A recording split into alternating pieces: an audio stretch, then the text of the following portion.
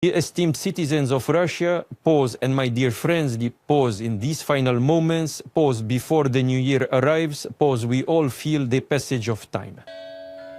Pause, the future lies before us, pause, and what it will be, pause, largely depends on us.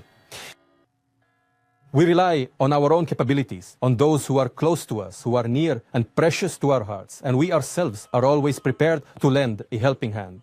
This mutual support gives us the confidence that everything we have envisioned, our hopes and plans, will certainly be fulfilled. Of course, each of us has our own personal, special, and uniquely individual ones, but they are inseparable from the destiny of our homeland, from our sincere desire to benefit it. After all, we are united. The people of Russia. The diligent efforts, the successes, and the accomplishments of each and every one of us are forming new chapters in its 1,000-year-old history. And the enduring strength of our unity truly determines the sovereignty and the security of our fatherland, its continued development, and its future.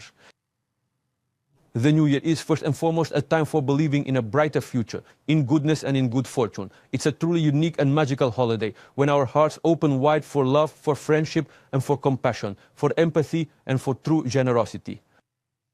We strive to bring joy and warmth through our attention to all those who are in need of compassion and care. And of course, to support with both word and deed our brave heroes, the participants of the special military operation. You have taken on the immense responsibility to fight for your native land, for truth and for justice.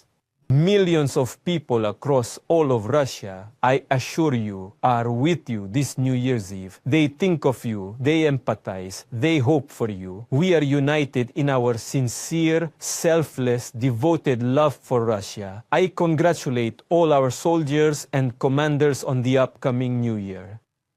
We believe in you and our victory. Dear friends, in just a few seconds, we'll hear the clock's chimes and the new year will officially begin. We welcome it together with our dearest ones, with children, parents, friends, and our comrades in arms.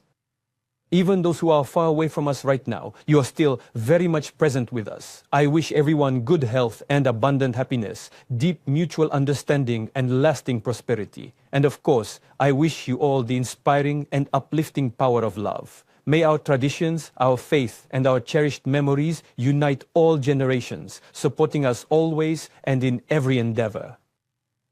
We are all together, one large family, strong and united. And therefore, we will continue to work and create, achieve our set goals and move only forward for the sake of our children and grandchildren, for the sake of our great Russia. A Happy New Year to all of you, my dearest friends. May this brand new year, 2026, bring you immense joy and prosperity. President Vladimir Putin has ordered authorities to provide everything necessary to help wounded Russian soldiers adapt to life after fighting in Ukraine. Speaking during a meeting with senior defense officials, Putin said the state carries an absolute obligation to injured servicemen. He stressed that care must go beyond medical treatment. Housing must be adapted, and access to sport must be guaranteed.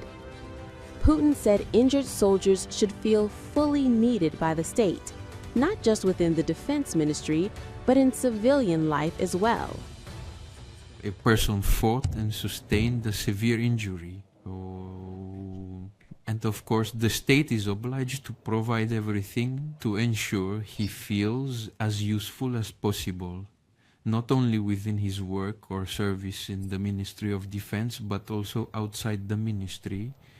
How much time will it take to fully engage in sports and for his living situation to be completely adapted to the condition he found himself in after his injury? This absolutely must be done.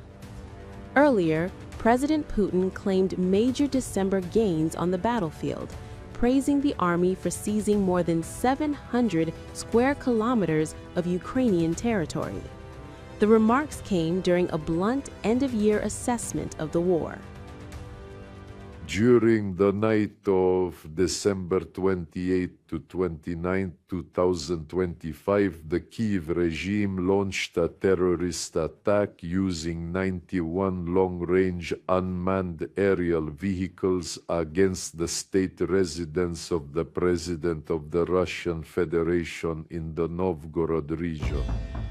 Moscow is sounding the alarm as the war takes a chilling new turn. Russian officials claim an attempted strike reached dangerously close to the core of state power, targeting a residence linked to President Vladimir Putin.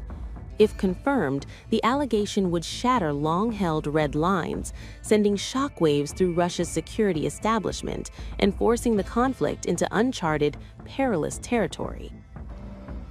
According to Moscow, dozens of long-range drones were launched overnight toward the site in the Novgorod region, but Russian air defenses intercepted them all. Officials said there were no injuries and no damage. Still, the Kremlin treated the claim as significant. Lavrov described the alleged attack as an act of state terrorism and said Russia's military had already identified potential targets for a response. He warned that Moscow would review its negotiating position even as it continues to participate in talks aimed at ending the war. During the night of December 28 to 29, 2025, the Kyiv regime launched a terrorist attack using 91 long-range unmanned aerial vehicles against the state residence of the President of the Russian Federation in the Novgorod region. All unmanned aerial vehicles were destroyed by the air defense systems of the Russian Federation's armed forces. No information has been received regarding casualties or damage from UAV debris. We would like to draw your attention to the fact that this particular action was carried out during a period of intensive negotiations between Russia and the United States concerning the settlement of the Ukrainian conflict. We want to make it clear that such reckless and irresponsible actions will certainly not be left without a response. The specific targets for retaliatory strikes and the precise timing of their execution by the Russian armed forces have now been definitively determined. Putin's top ally, Yuri Ushakov, further states that U.S. President Donald Trump was shocked and outraged by Ukraine's alleged attack on Putin's residence. Meanwhile, Ukraine immediately denied the accusation. President Volodymyr Zelensky called Russia's claim false, saying it was designed to justify future strikes, possibly against government buildings in Kyiv. He argued that the allegation was intended to weaken momentum around peace discussions. This is just another lie from the Russian Federation. It's quite obvious that yesterday we had a meeting with Trump. And it's also quite clear that for the Russians, if we don't have a scandal with America, but instead we are making progress, then for them, this is a complete and utter failure. At this very moment, with their declaration that one of their residences was supposedly attacked, they are simply preparing, I believe, they are fundamentally setting the stage to carry out strikes, most probably targeting the capital city and most probably targeting government buildings. So everyone needs to be vigilant now. Absolutely everyone.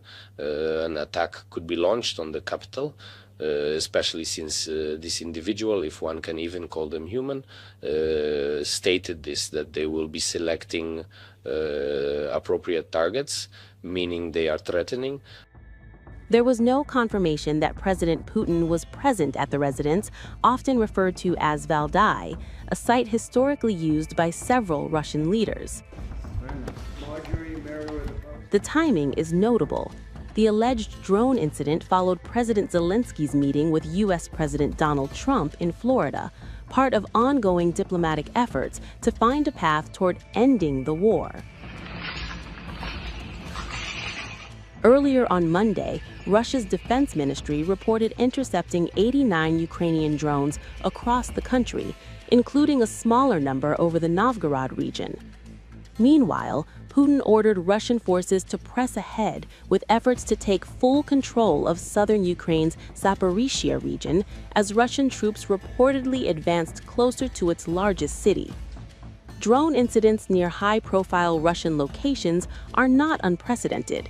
In May 2023, a drone struck the Kremlin, an event Russian officials described as an attempted attack on the president.